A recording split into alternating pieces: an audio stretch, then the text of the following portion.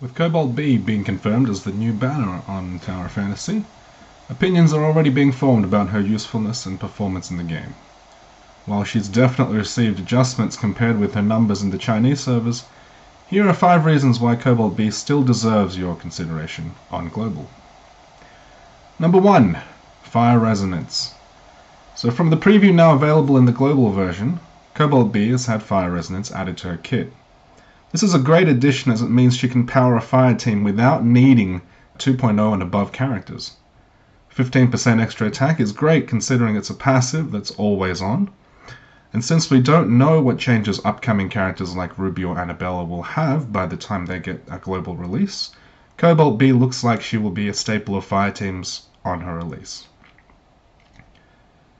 Number 2. Improvements to base stats and shadow rating. A lot has been made of Cobalt's multipliers being reduced compared with her CN counterpart.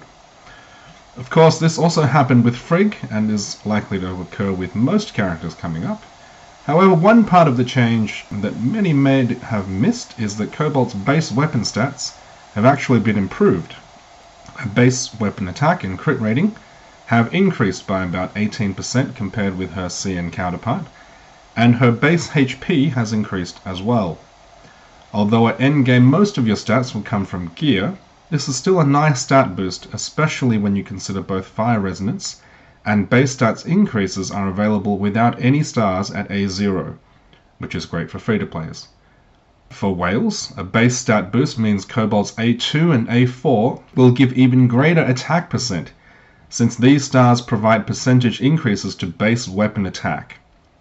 Furthermore, Cobalt's Shadow has been greatly improved, which is great since, arguably, Shadow rating is more useful than Charge on Global right now, since there are other ways to charge your weapon, such as inducing Fantasia from your own or teammates' perfect dodges. Again, the change to Shadow is available at A0, which is great for free-to-players.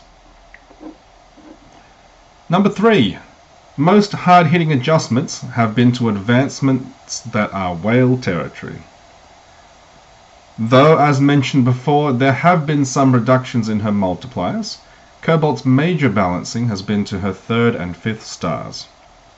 However, for the vast majority of the player base, that is free-to-players and low spenders, the 3rd and 5th stars are not really realistic stars to consider anyway.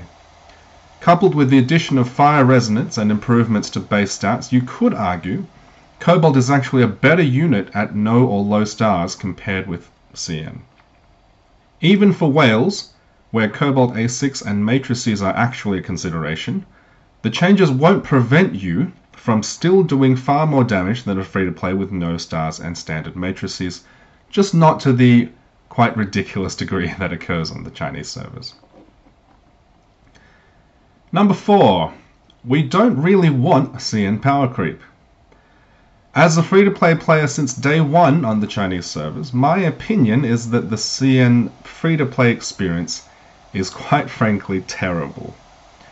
Every new character released has huge power creep compared with existing ones within its element, but free-to-players can only save for one character in every 2, maybe 3 banners, especially if you're considering a few advancements.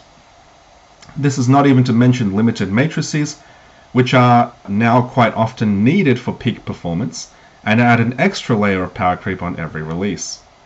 One of the problems is that content has to be sufficiently challenging for Whales, since they are a large portion of the active player base left, but the power gap between spenders and non-spenders means free-to-play struggle to clear anything without help. In my opinion, we don't want this to happen on Global. And finally, number 5. Balancing will improve our gaming experience. Global will be different in a lot of areas compared to the Chinese servers, especially when it comes to numbers and meta. Yes, our numbers have been adjusted down, but so has content difficulty. Reducing the power difference between Whales and free-to-players is, in my opinion, good for our overall gaming experience. Proper balancing means the game doesn't always have to bring out new content where the enemies are all HP sponges and free-to-players struggle without help. On a side note, this is why I have very little or no problem with expensive gacha outfits and mounts. I'd much rather the game make money this way than attract spending through making overpowered characters So the only way to keep up with the meta is to roll for advancements and matrices. Anyway, thanks for listening. Remember, this is only my personal opinion, and if you have a different one, that's completely okay. Finally, I wish the best of luck to everyone that's planning to roll for Cobalt. Thanks for watching.